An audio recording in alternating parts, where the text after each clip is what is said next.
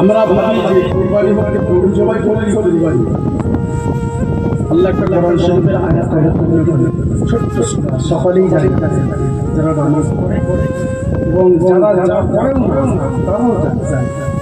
আল্লাহ ছোট্ট একটি সূরা বলছে, বিসমিল্লাহির রহমানির রহিম।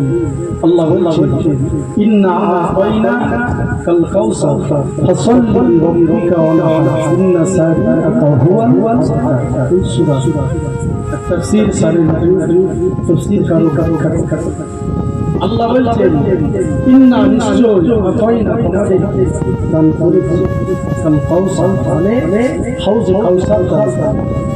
আবার তাকে আমাদেরকে আল্লাহ ফাসাল্লি মানে তোমরা নামাজ পড়ো, রব্বুকা তোমার রব, ফাসাল্লি রব্বুকা ওয়ানহার তোমরা নামাজ পড়ো বাপের প্রতি। নাহার অনাহার, নাহার শব্দের অর্থ হলো কুরবানি। নাহার আল্লাহ বলছে তোমরা নামাজ পড়ো, তোমরা কুরবানি। আগে নামাজের কথা বললো, তারপরে কুরবানি। কুরবানি ফরজ, কুরবানিটা কিন্তু ফরজ। কুরবানিটা হলো সুন্নাত ইব্রাহিম, ইব্রাহিম আলাইহিস সালামের সুন্নাত।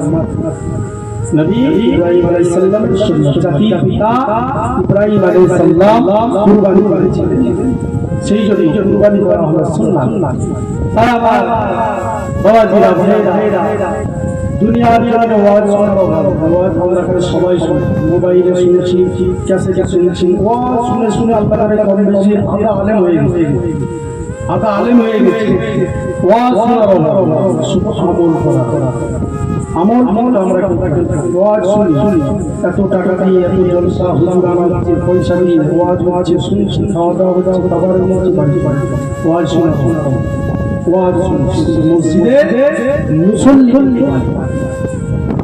আল্লাহ বলছে, বান্দা আমি একটা আয়াত পড়েছি, কুল ইন্না সালাতি ওয়া নুসুকি ওয়া মাহইয়ায়া ওয়া মামাতি লিল্লাহি রাব্বিল আলামিন।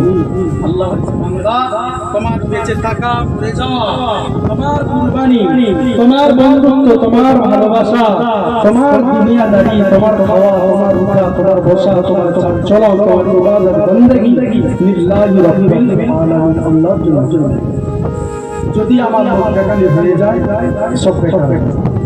আজকে এতগুলি মানুষ বসে আছে, রাত রাত বসে আমরা সারা জীবন ঘুমাই, একটা রাত আমরা রাত থেকে ওয়াজ শুনি, 12টা 1টা।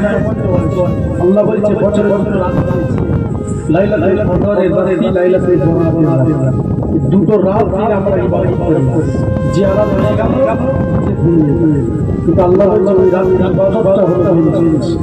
সেই জন্য আল্লাহ পাক রব্বুল আলামিন যুগে যুগে যুগে যুগে নবী ও রাসূলদেরকে আল্লাহ পাঠিয়েছেন। হযরত ইব্রাহিম আলাইহিস সালামের দুইজন স্ত্রী ছিল। কয়জন?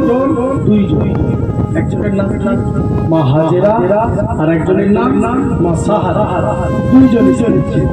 সাহারা ইব্রাহিম নবীর দুইজন স্ত্রী এবং দুইজন ছেলে ছিল। মা হাজেরার গর্ভে এসেছিল নবী ইসমাঈল আলাইহিস সালাম, মা সাহারার গর্ভে এসেছিল হযরত ইসহাক আলাইহিস সালাম। বাবা নবী ছিল দুইজন।